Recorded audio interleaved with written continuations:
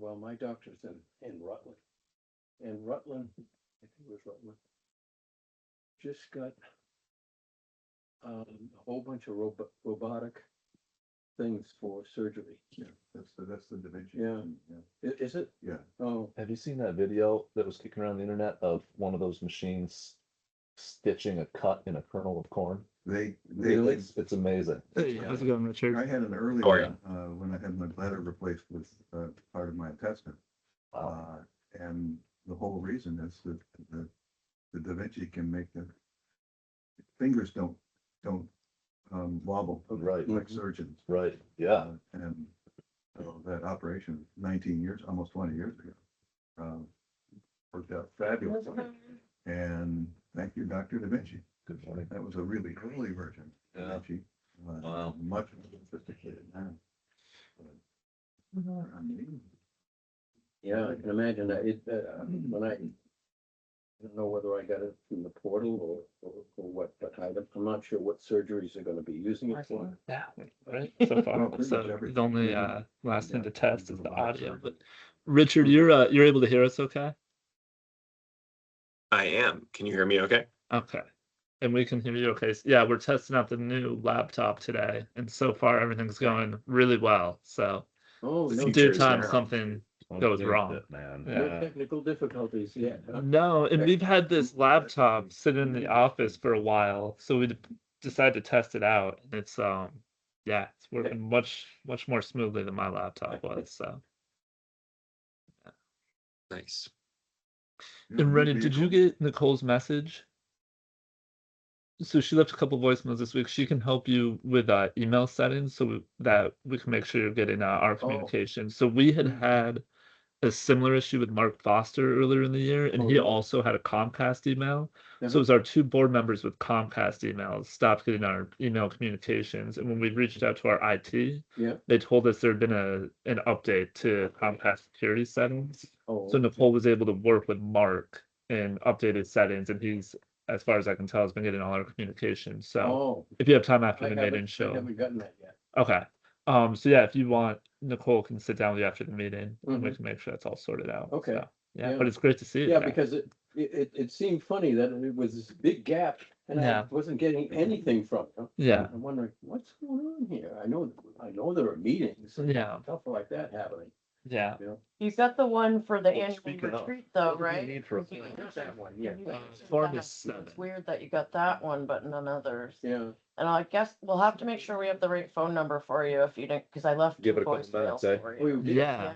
oh, It's yeah, probably Strange because I didn't that- check it. See, we gave up our landline. Mhm. And so it's still through Comcast, but so we have a cell phone with the same number as we used to have, Yep, except it's now a cell phone instead of a regular phone. right. And when we had the regular landline, it would tell us you have 4 messages or something like that. Yeah. Now with the cell phone, Yeah, it right. doesn't do that. If you don't check it, you don't know it. Okay, so then we probably got the right number then. Yeah. Okay, good.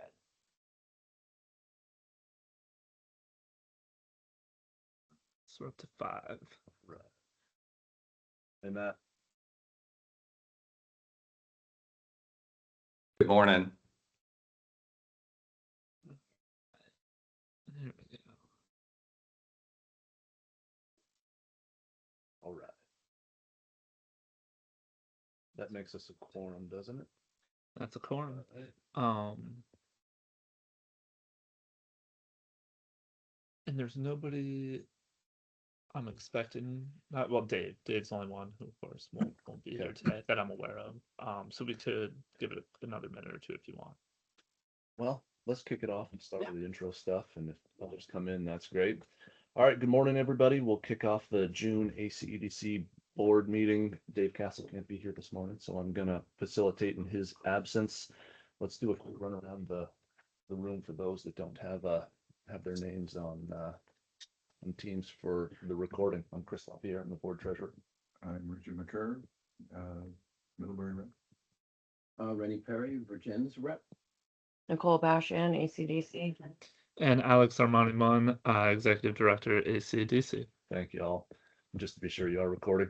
Yes. Excellent. Recording going. Appreciate it. All right.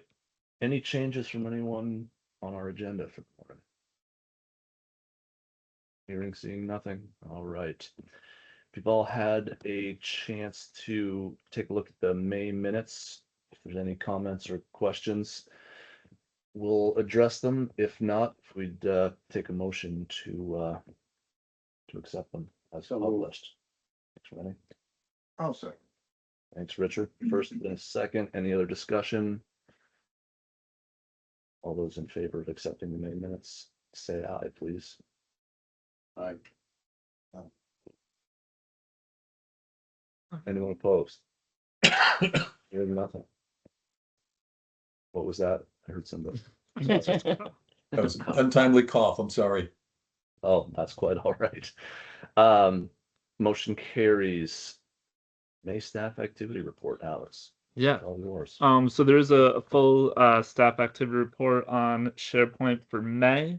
I'm going to keep this fairly brief today because I'm sure, as folks have seen, we have a robust agenda. So I'll just say with staff activity report, we are staying very busy preparing for our potential relocation this year, which we'll be discussing later in the meeting. Otherwise, a lot of work this past month, really since the retreat, just preparing the budget. So excited to talk about that today, as well as the operating strategy. And kudos to Richard, our assistant director, for doing a lot of great work on the operating strategy. So also excited to share that with the board today. Nicole's been doing some great work on social media and preparing our marketing strategy for the next year. So we've been staying busy. I'll leave it at that for now so we can save time for the important stuff. But happy to answer any questions folks may have about any ongoing projects. Excellent. Thank you, Alex. Want to touch on our May financials as well?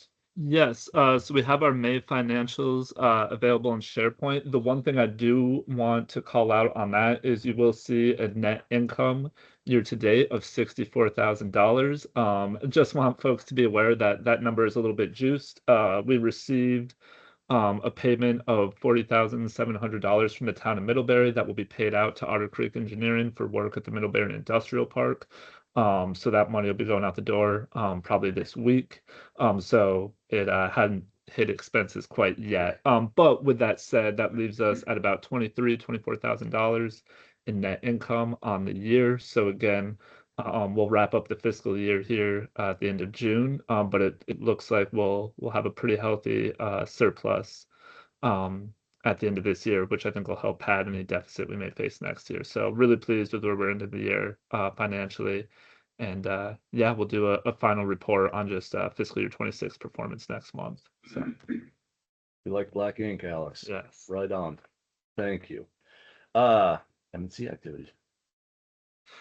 Yeah, report on SharePoint. I guess the only thing we'll call out there is we did have, and I believe we shared it with folks, a great article first in the Addison Independent, that did end up getting picked up by VT Digger as well, highlighting our partnership with Middlebury College and the town of Middlebury on our work at the industrial park. So got some great responses from folks around the state and the region on that article, and really excited to share that with folks. So yeah, that was a highlight for our marketing and communication efforts this month. Thank you. Thank you. And I apologize, I probably should have hit this first, but is there any, I can't see anybody online that isn't on the board, but any citizen comments or any board members wanting to make any comments as a citizen for purposes of the meeting? All right, hearing nothing. We're going to move on to 4 separate resolutions to approve, and I'm going to take them a little bit out of order. The first one being, and bear with me, I've got to find the right piece of paper because I still work with paper.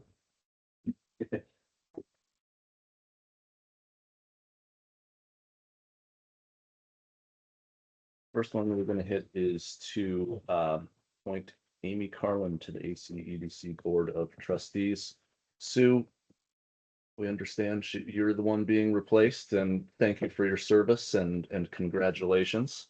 Thank you. My pleasure. It's a great organization, and Amy will be terrific. but retirement is calling, so. Well, good for you, well deserved, and we hope you enjoy it. Any discussion on the resolution to appoint Amy to the Board of Trustees? I will just, for context, share with the board that per bylaws, Amy will finish out Sue's current term, which I believe is through the end of this year. And then we will be able to appoint Amy to a second 3-year term at the end of this year. So, but otherwise, I've been in touch with Amy. We've already sat down and talked a bit about board orientation. So after the meeting today, I will get her added to SharePoint and the mailing list, and her first meeting will be next month. I'm sure many folks know Amy already. She's pretty active in the community, but as much as we'll miss Sue, we'll also be very excited to have Amy join us and continue that presence from the college on the board. Thank you, Alex. Yeah. Could I get a motion, please? So moved. Becky. Thank you both. Any other That's what discussion? you're Well, for. that- I'm glad you're here. I'm quite- All right, all those in favor, signify by saying aye or raising your hand. Aye. Any opposition? All right. Thank you, Sue and Amy. Welcome. All right, next up, we have 2 grant resolutions. We will take the Rural Business Development Grant Program. First, I'll let you describe a bit what is in this one. Yes, I'm just going to go ahead and share this real quick. Yeah, so we right now, Richard specifically, is working on an application to the USAID Rural Business Development Grant Program. For folks who were on the board last year, you may recall we did submit an application in the last cycle to support feasibility study for highest and best use of some facilities in the town of Addison. Unfortunately, that application was not successful. So we thought long and hard about projects might make sense for an application this time around. So we looked at several projects that we could support as a fiscal agent. So really partnering with other organizations of the community. But ultimately what we decided could, I think, best serve our mission is applying for $50,000 in capital for our ACEDC revolving loan fund. So folks, just for context, that ACEDC revolving loan fund is our non-federal dollars. We have a balance currently of about $74,000 in that fund. And that fund allows us a little more flexibility in how we lend and who we lend to. For further context, our USDA IRP funds, our main revolving loan fund, which currently has a balance of around $350,000. There's a minimum loan amount in our work plan for that fund of $10,000. We have seen, I think, demand for a while, but especially over the last year and a half, from folks who maybe have smaller requests going up to just $10,000 or maybe $15,000, and who also have very limited collateral. So what we're envisioning for this ACDC fund and through this grant application is creating just a greater pot of money that we can use to help folks who might not be a great fit for our USDA IRP funds. I think our most recent borrower, Nest and Gather, is a great example where they were a brand new business with very limited cash on hand and very limited collateral. But we love their story, we love the people behind the business, and we were lucky to be able to offer them a $10,000 loan through our ACDC fund, and they are open now at Deerview Business Park, and they're doing great. So we're really excited to have that opportunity, but they probably wouldn't have gotten approved for a loan through our USDA IRP program. So having that money available in the ACDC fund was, again, I think, a great asset to us and allowing us to help them. So by increasing the capital in there, we're hopeful that we can help more folks like Nest and Gather, again, especially folks who have maybe a service-based business who don't have that physical collateral that would make them a good fit for USAID, could be a good fit for this program. So that application is due June 30th. Per the application requirements, we do have to have a board resolution, basically just authorizing staff to apply and, saying that, yes, we have the capacity and the willingness to operate the RLF that these funds would support. So pretty standard business with the resolution, but also, again, just wanted to give folks more information on why we're pursuing the money and what we hope to do with it if we get it. And we'll leverage the money that's already in that fund as sort of a match, if you will. So happy to answer any questions. Thank you, Alex. Any questions? And Very straightforward. anyone like to So. make the motion as published in our document We here? gotta stick to our job. If you get tired. Well done. Second. Thank you. Any other discussion? All those in favor, please say aye or raise your hand. Anyone opposed? Motion carries. Thank you. All right. Next resolution, we have a grant for financing water and wastewater projects. Alex, I'll turn it to you again for a better Yeah. description than I can give. Thank you, Chris. So this is a grant opportunity that did come about, I would say somewhat unexpectedly, but it was one we didn't want to miss. So this is another grant through USDA RD, specifically to capitalize revolving loan funds for water and wastewater projects in rural communities.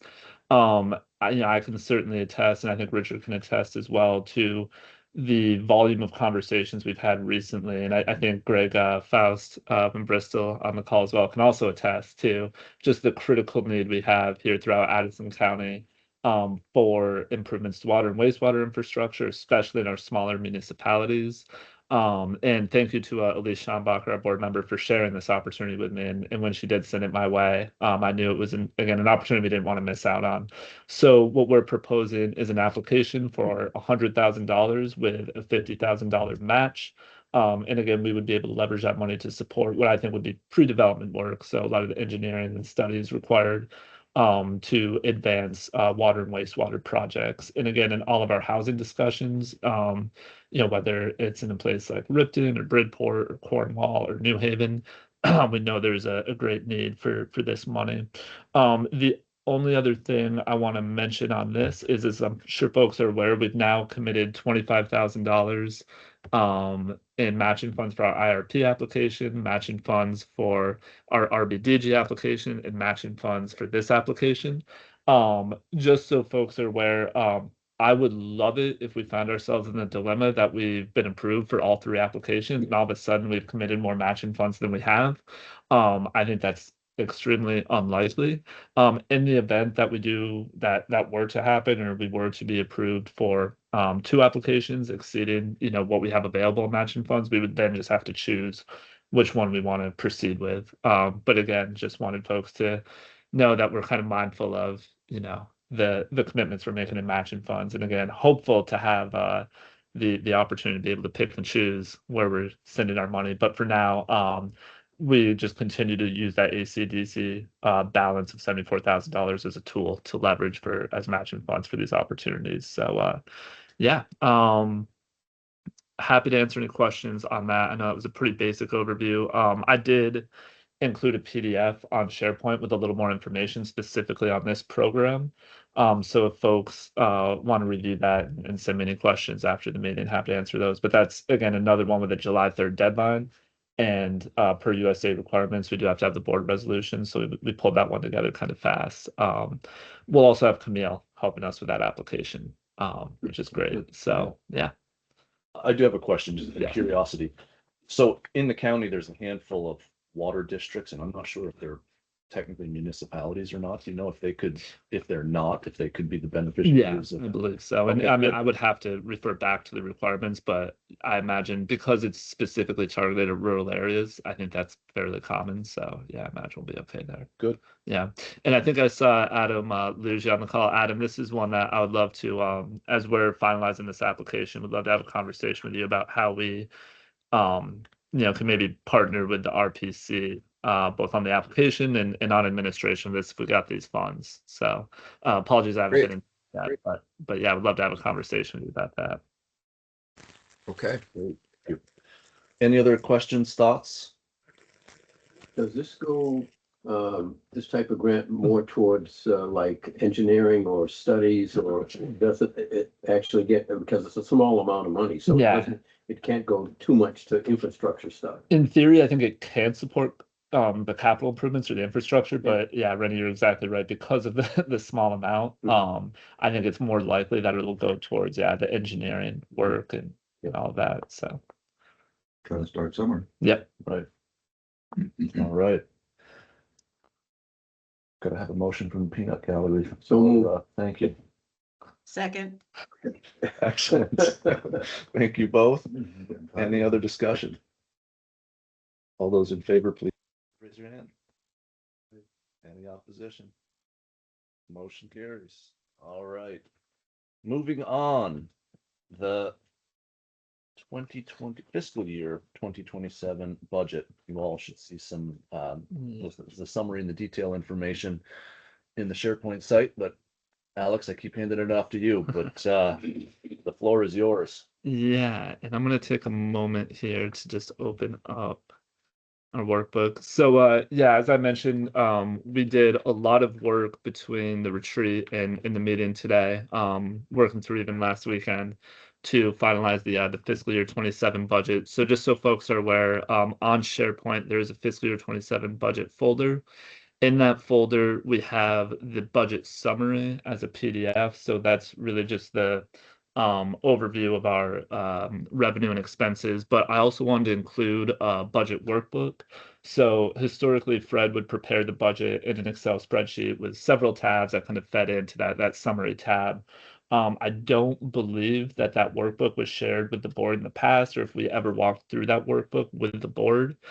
So what I really spent the last week or two doing was updating that workbook so that there's now a tab that corresponds with each revenue category and each expense category, so that when we show you a number like $16,000-$17,000 for office tech and subscriptions, you can go to that office tech and subscriptions tab and actually see specifically what subscriptions and what tech services are feeding into that number. So again, I think this is just a much clearer, kind of detailed way to understand the budget in greater detail. And the memorandum I provided, provides that narrative as well, as far as how we ended up at the numbers we did. So with that, would like to just summarize the memorandum real quick. And the first thing I'll say is, as folks may recall from the retreat, we were anticipating a projected deficit of about $49,000 in fiscal year 27.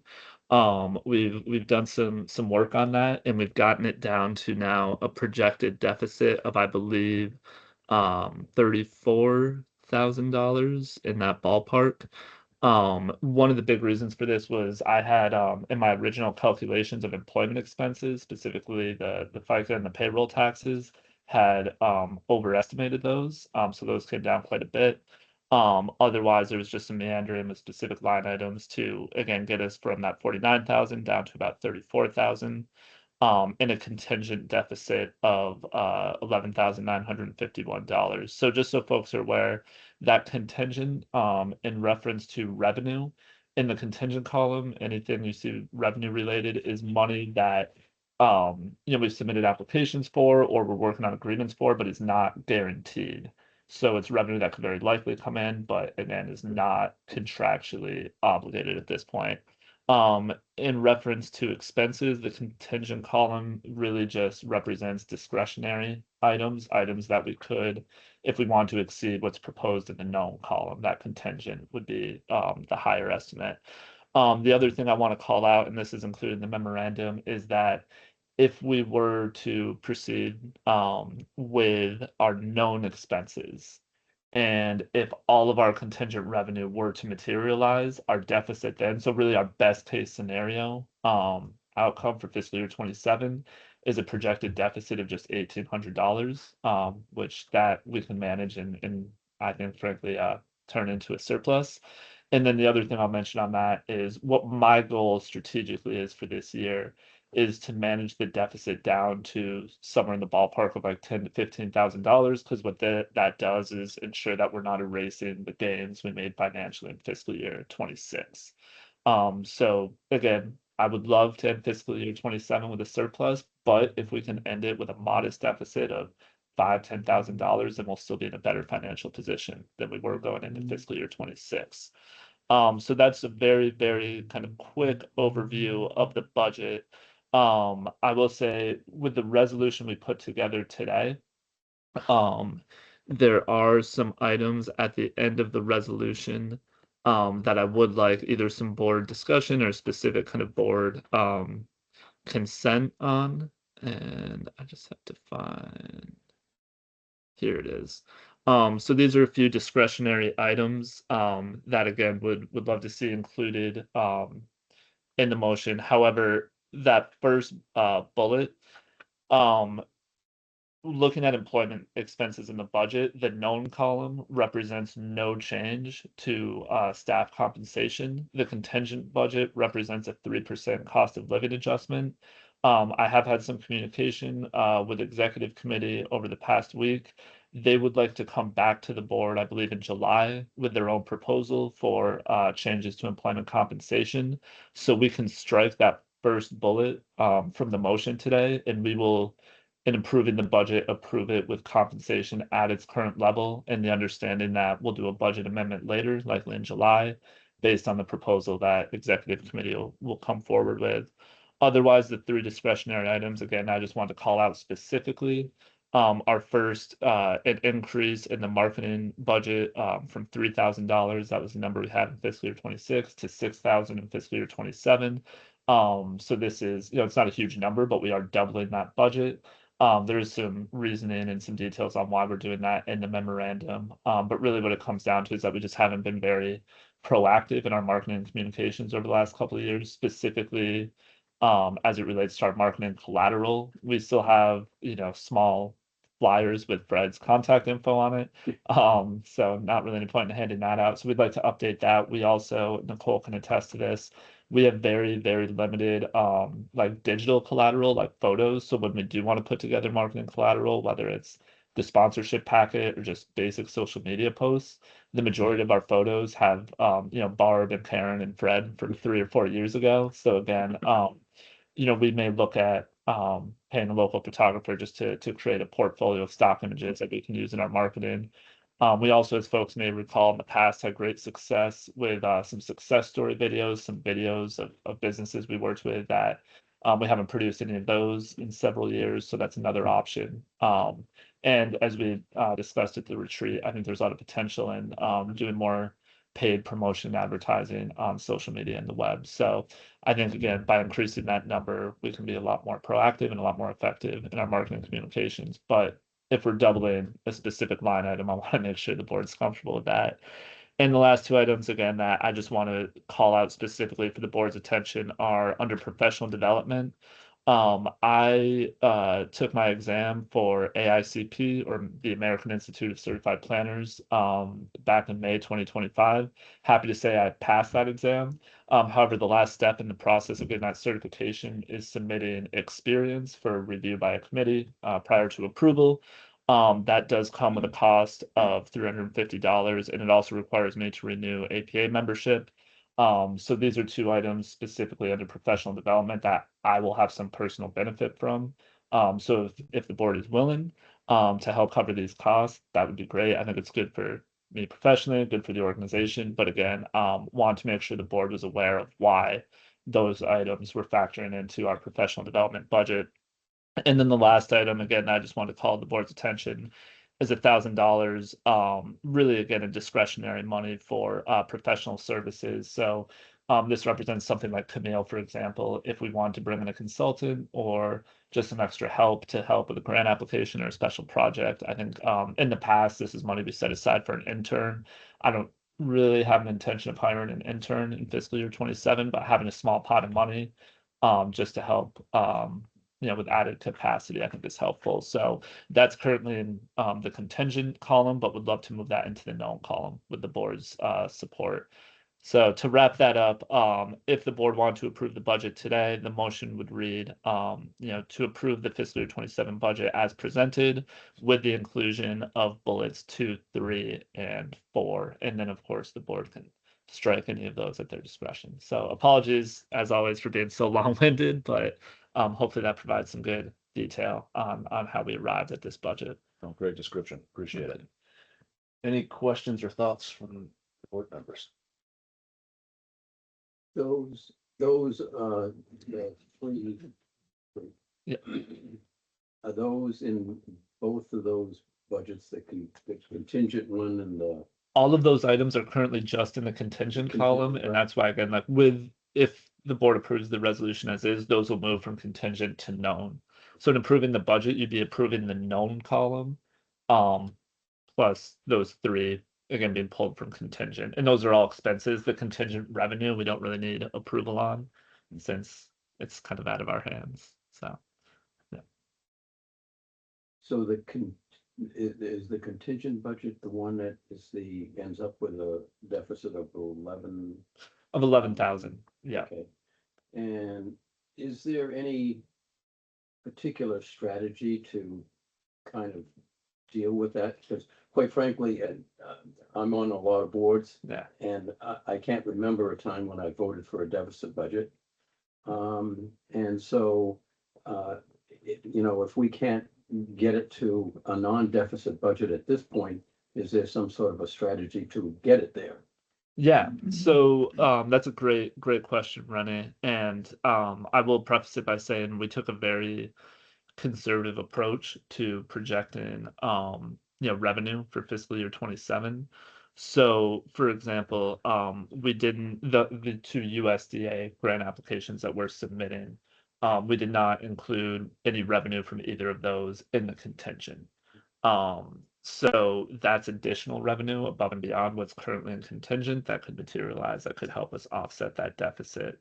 And again, looking at expenses, even with some of those contingent items like marketing, for example, even though we're budgeting 6,000, we still have flexibility with that figure where if we're halfway through the year, and we're really concerned about that deficit not being managed, then we don't need to spend the full 6,000. So we'll always, continue with that discretion and consult with the board on how we can manage those expenses. Otherwise, specifically with grant revenue, in my contingent estimate, of potential revenue, specifically with MBRC administration, that's a pretty conservative estimate. I think I have that at $5,000 right now. We're doing a lot of work with the city of Virgins on their MBRC grant. And that's a grant where per our contract, we will receive $20,000 in revenue over the life of that grant, which could be up to 3 years. And I'm really only projecting like 3,000-ish in revenue from that this year, and it could likely be much higher. So again, I feel fairly confident that what we end up with as a deficit is not going to be in the ballpark of 35,000, but we'll be closer to that 10 to 15,000. The other thing I will say for reference, we ended fiscal year 26 with a surplus, and folks may recall this from the retreat. This will be the first year that we've had a budget surplus since I believe fiscal year 22. And if you look historically, and we do have this this information track that we can share with the board. But over the course of really the last decade, I think we had 2 or 3 surplus years. And 2 of those years were COVID years where we got a lot of federal dollars.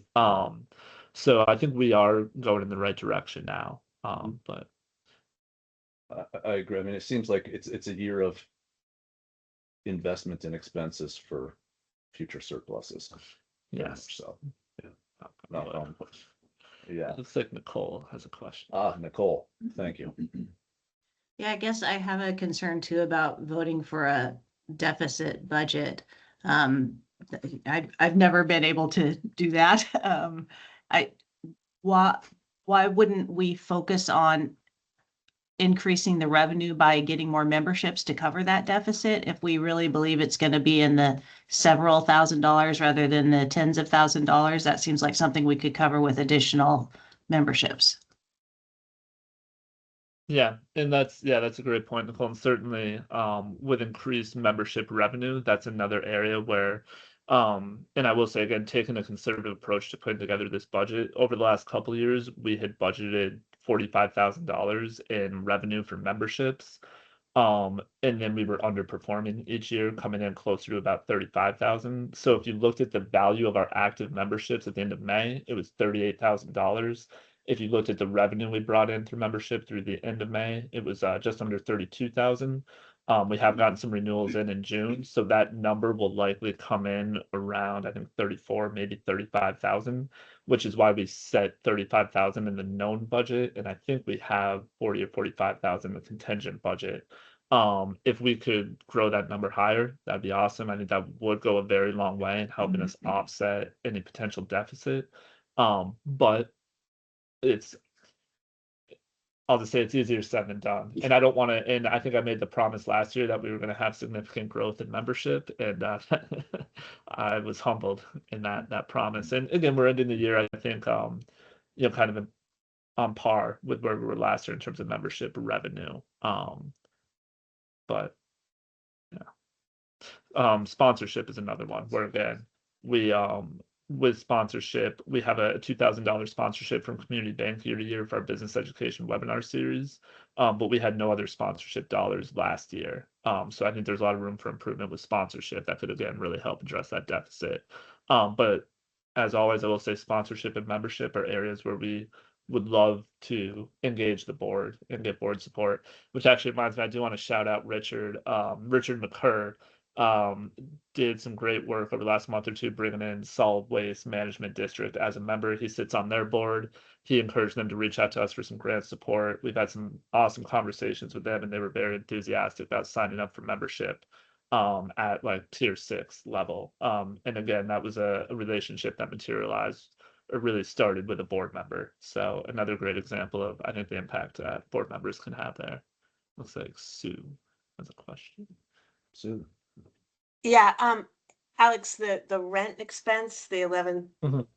11,700, does that change at all when we move, or is that move not anticipated for this year? The base rate remains the same. We'll continue to pay $975 for a base rate. Got it. However, we will take on a utility expense, which will be new. That for the year, I think, is estimated around $3,500, and that represents 13% of the total utility cost for the building.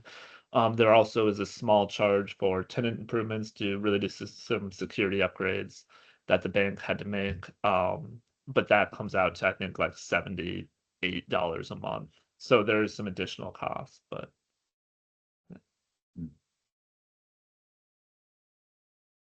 So, do I need to make the motion?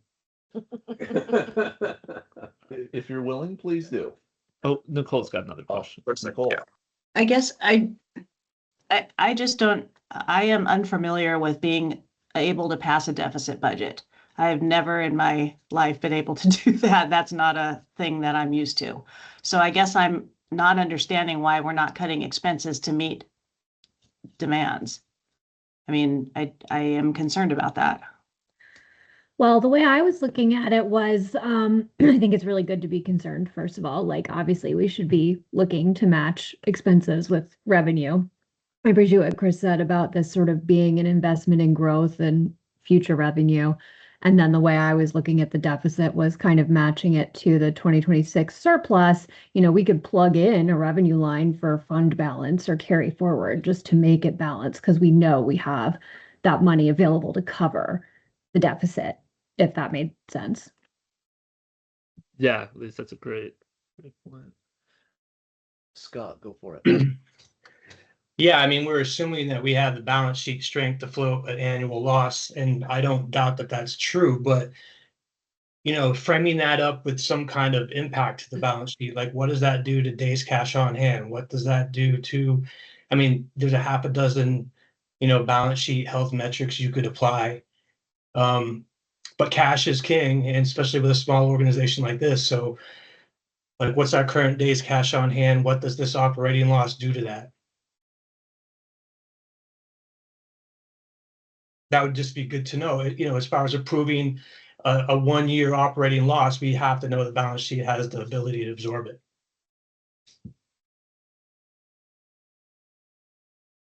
And so I will say, I think Elise made a great point. Again, that kind of goes back to what I mentioned before, with our goal being to manage the deficit down to a level below the fiscal year 26 surplus. And I do like the idea of documenting that in the fiscal year 27 budget with a carry forward line item. So that's an update I can make to the budget. I don't think we have to put that in a resolution. I think I can just make that update administratively, which I think gives us, again, a more realistic outlook on how our financial position, how our balance sheet will be impacted. And I can say, just to kind of affirm Scott's point, right now we have, I believe it's $55,000 in our commercial savings, and then we have a CD with $80,000 approximately in it. So we do have some savings. again, to absorb some of those deficits. The other thing I'll mention, going to Nicole's point about approving the deficit budget. Of course, I wasn't here in past years. I can say the budget that we approved last year projected a deficit of $25,000. And looking at past years, their deficit budgets were approved. Our bylaws do not indicate that we can't approve a deficit budget. I think it's a matter of practice. I think we're all on the same page as not wanting to.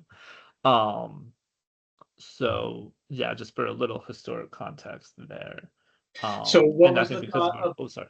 sorry, what was the thought of then making the 27 budget balance, just moving funds that we have and recognizing them next year? Like, I'm trying to understand the accounting behind that. Almost Yeah. averaging the. Yeah, not so it would averaging, be but having you're a pulling from the line item. surplus from Yeah. this fiscal year. We've already And- recognized something as revenue and we're gonna add it as revenue again. Yeah, and I can't speak to the accounting on that because I Yeah, don't- well, rolling forward a surplus, that's kind of like, I don't know how you do that from fiscal period to fiscal period, but Not in an accrual budget, in a cash budget.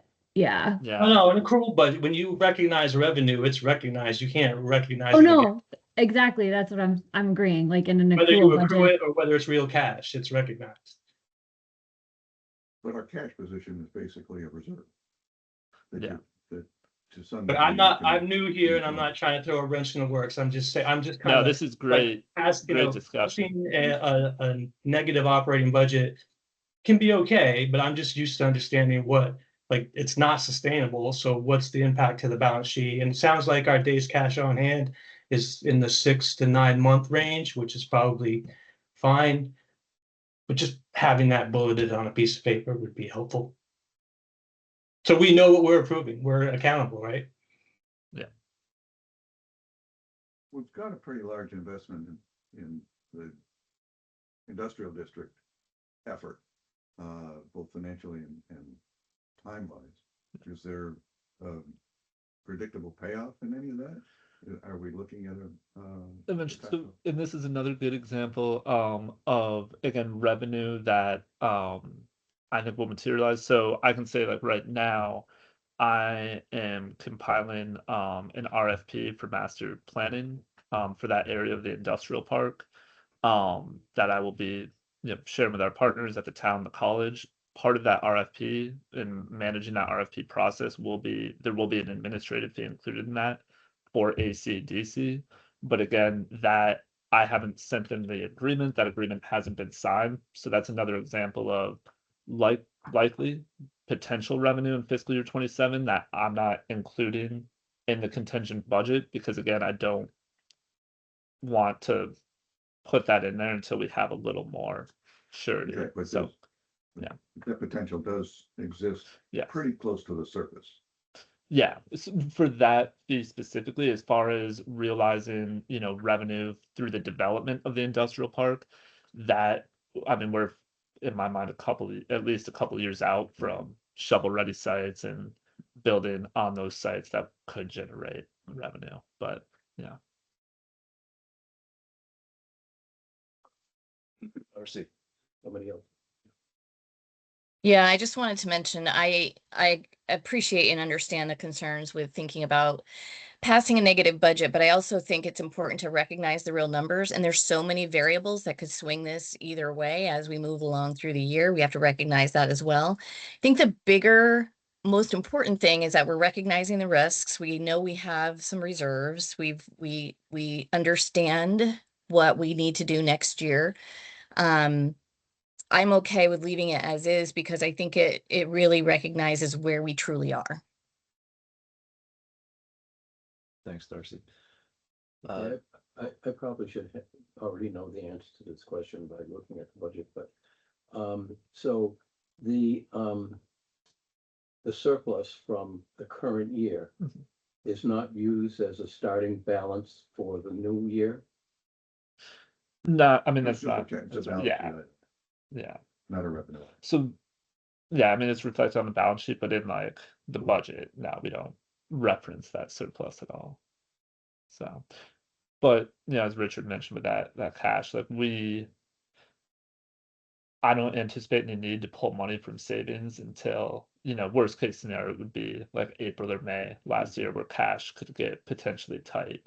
And I can say again for reference historically, in fiscal year 25 when Fred and I were overlapping and we had, and we expected the higher employment costs.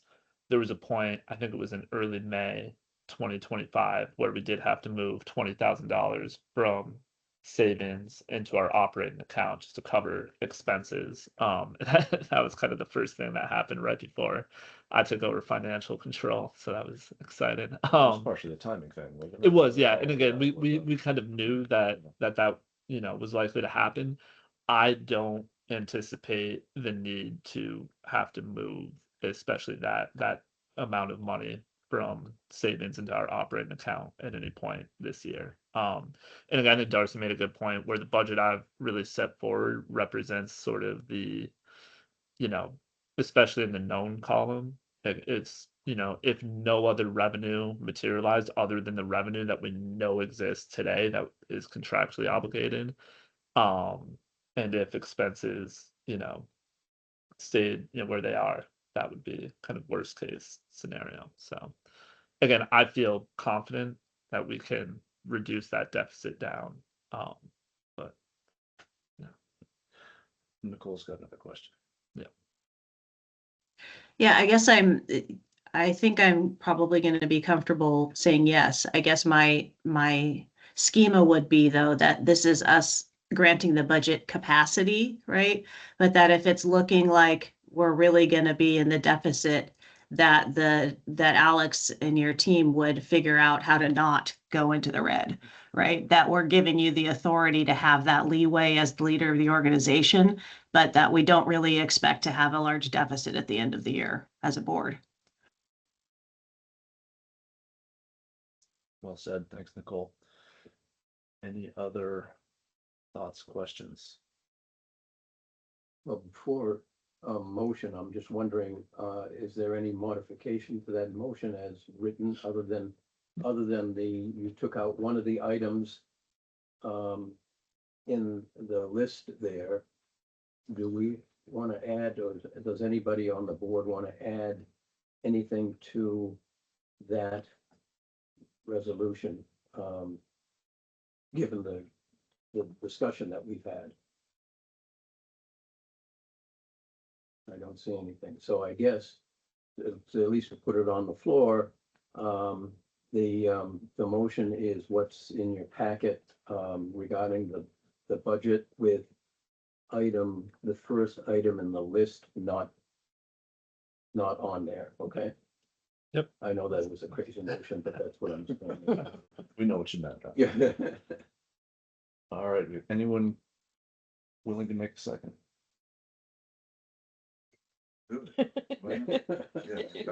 at you. Any additional discussion for a vote?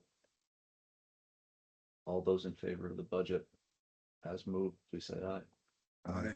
Aye. Any opposition? All right, motion carries and good discussion. Thank you, folks. Moving on, our fiscal year 2027 operating strategy. Again, in the share files. Thanks, Alex.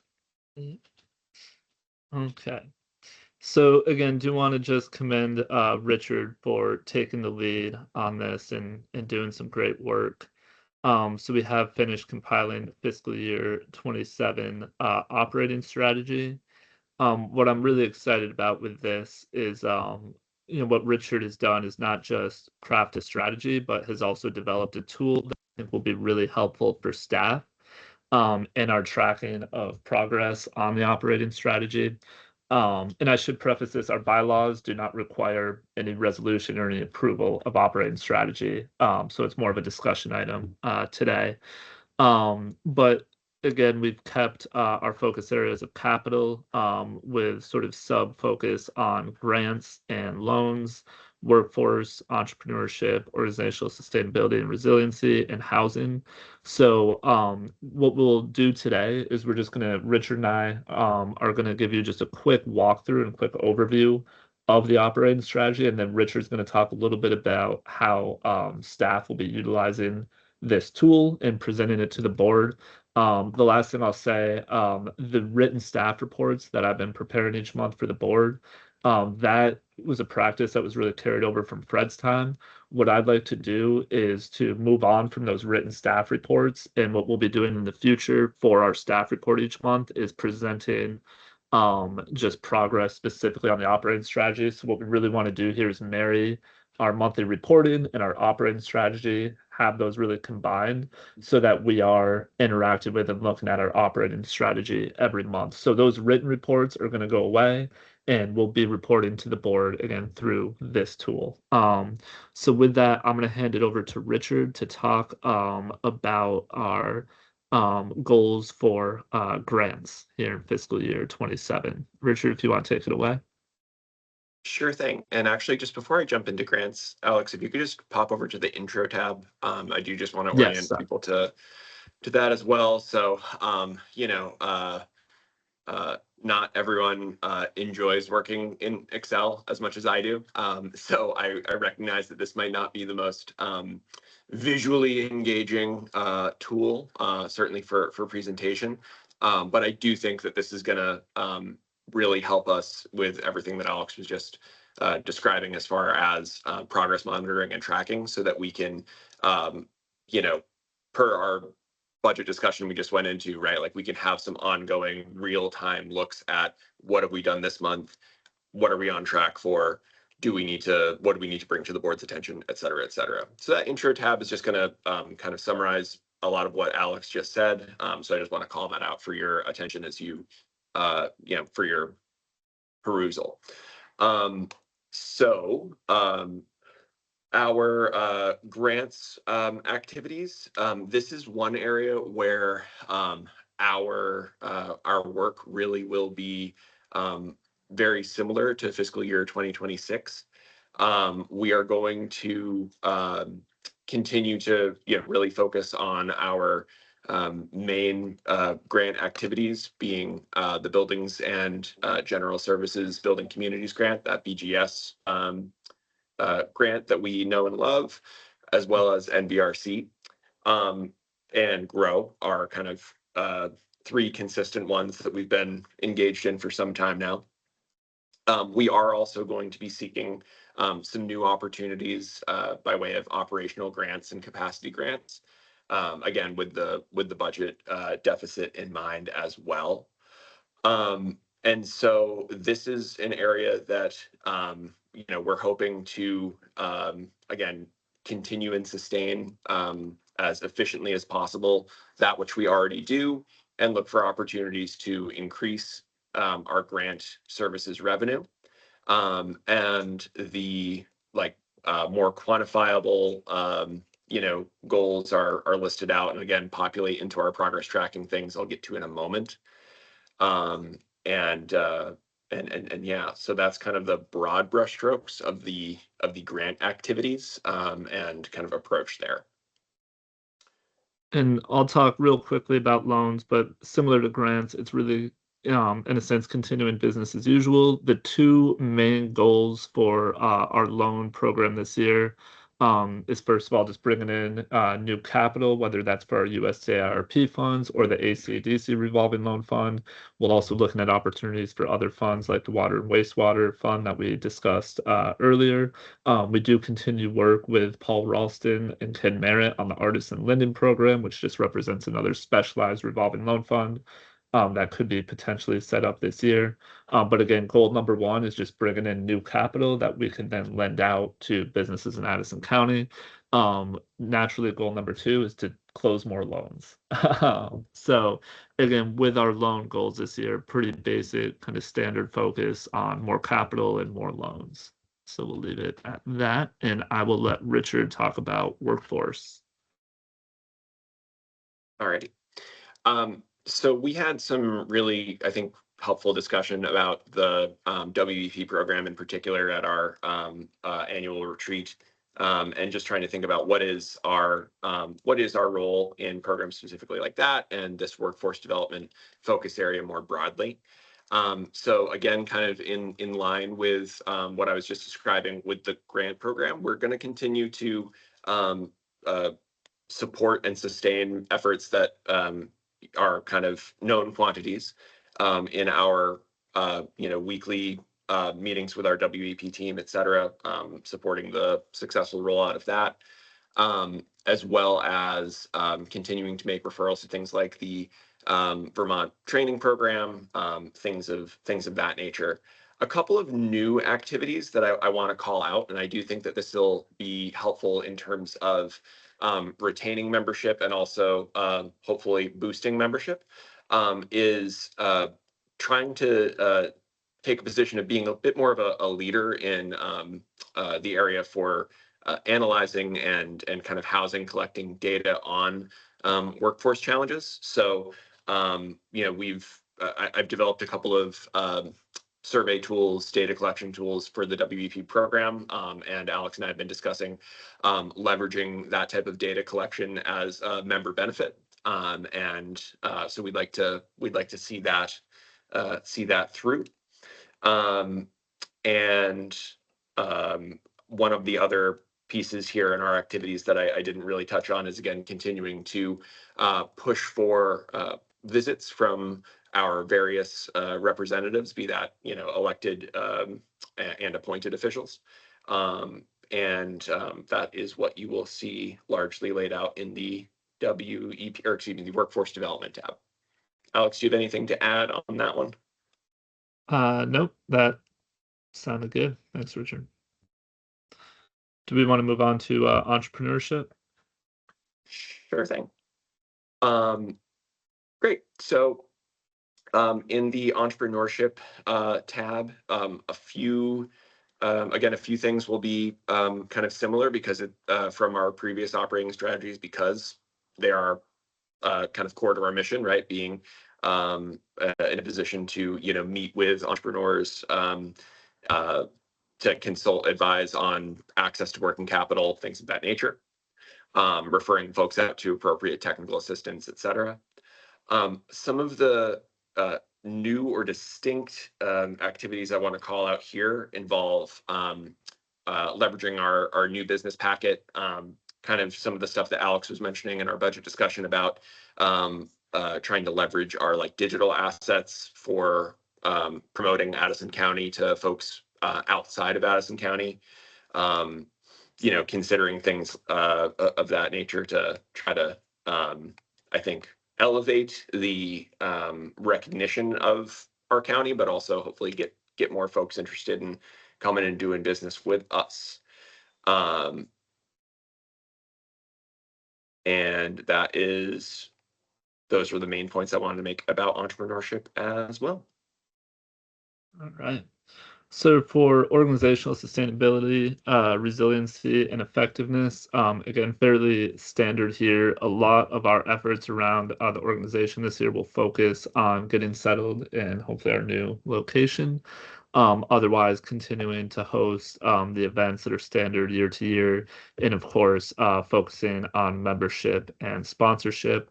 So we've set, again, I think some pretty reasonable goals and targets for all of those things. And then the last thing, again, that I'll call out, because it's relevant to this, is really implementing this as a new system for tracking progress on our operating strategy. So we have reinstituted a standing staff meeting each month. That went away for a while when it was just Nicole and I, and we just saw each other every day. But now that we have Richard on board, we will be, again, reconvening that monthly staff meeting. And that meeting will be on the first Tuesday of every month, and we'll be sitting down and updating this spreadsheet ahead of the board meeting each month. So we're not going to, go through every tab each month, but we will each month in the board meeting show you the progress summary and the tab for that month showing you what we did. So again, really committed to leveraging this as a tool for organizing our efforts and improving our reporting to the board. Otherwise, I will call out goal 8. Again, this is another project that we continue to work on somewhat in silence. As folks may recall from the retreat, we do have sort of an emerging opportunity to purchase a piece of real estate in fiscal year 27 through both a grant program and a loan program through the state. which again would get us back in the business of being a commercial landlord. So revenue that we would get from this is not included in the fiscal year 27 budget because there's still a lot of work to do to make it happen, but just one more of those opportunities that, if all goes well, could create increased revenue, not just in fiscal year 27, but beyond. So again, this is one we wanted to include in the operating strategy, but we're being intentionally vague, since it is sort of a private transaction that we're working on right now. So last but not least, housing, pretty sparse goals here, as far as volume, but this will continue to be a major priority of us as an organization. We will continue to pursue funding opportunities specifically for infrastructure, to support new housing. We will continue our work on CHIP and continue to be just a source of technical assistance. This is an area that I'm really proud of our progress this year. And Richard can speak to the relationships we started to build with folks in New Haven. We've had some great interactions with folks in Bridport and Cornwall recently. So I think we are really doing a great job building relationships with the municipalities who just need some guidance on how to start, the work to develop more housing in their communities. So we'll continue to provide that technical assistance. And that technical assistance, the focus there is that we want to get those folks through the planning, so that we can then work with them on an MBRC grant for infrastructure and a CHIP agreement, to actually get that housing built. So that's just again, a very quick overview of our goals, by focus area this year. And to wrap it up, I'm going to hand it back to Richard to again just talk a little bit more about the functionality of this tool and how we'll interact with this tool specifically with the board this year. Awesome.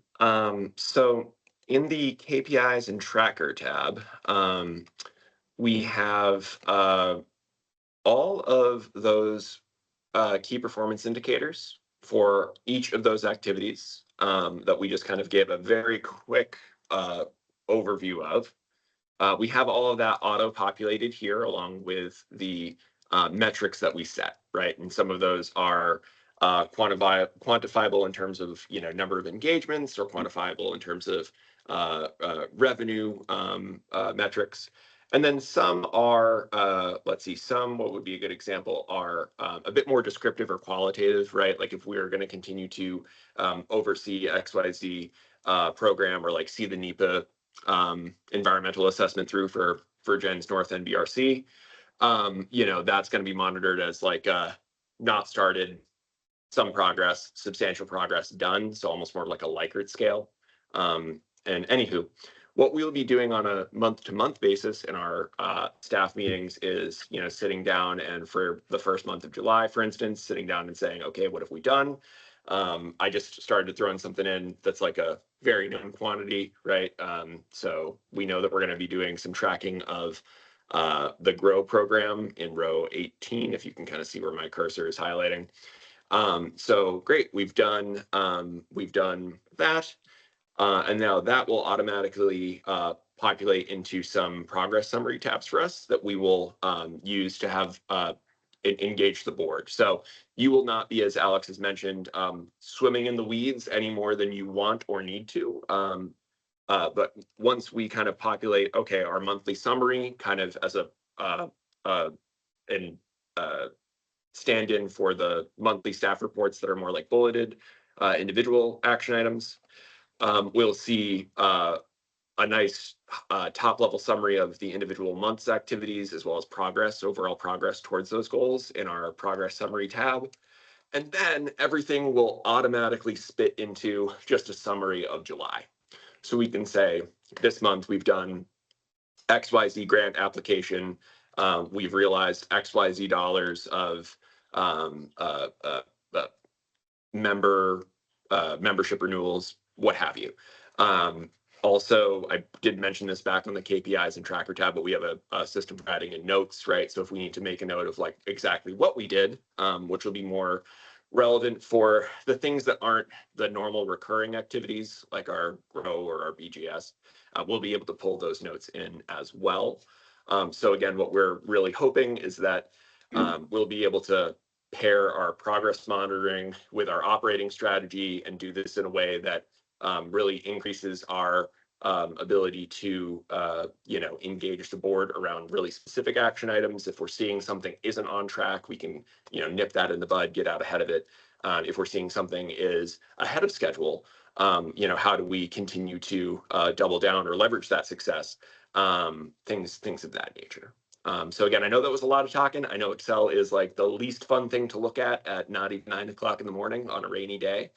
So thank you for bearing with us. Yeah, I guess I'll stop talking there and we'll take questions and comments. Thanks, Richard. My pleasure. Folks, well, appreciate the information, guys. Any questions, thoughts, discussion before we move on? Okay, thank you. So next item on our agenda is executive session for the purposes of discussing a potential facility lease. We need a motion to go into executive session. Thank you. I'll second. Thank you. All those in favor, please say aye or raise your hand. Thank you. Recording stopped. Great.